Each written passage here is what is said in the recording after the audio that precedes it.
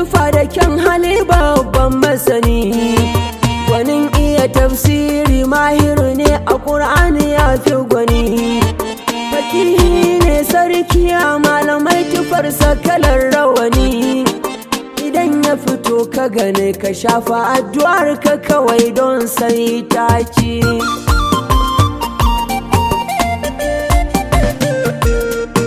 Mutum ɗaya cik a ƙasa da duniya fito da wani samuga, a gaida abulkura ma karimu ɗan karimi babu raga. Ina nan fadar rukuyin kunci kun rage toce maniga, shiɗa haka je ka da shi da kai da masu son ka ku taru ku ɗan cici.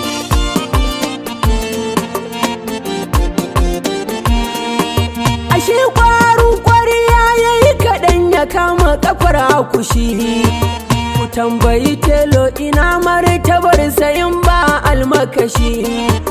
A bar maganar nan an ce wa tsohuwa zo tauna kashi, a bambanci da kashi da kwai daban da tantakwashi na kashi gunci.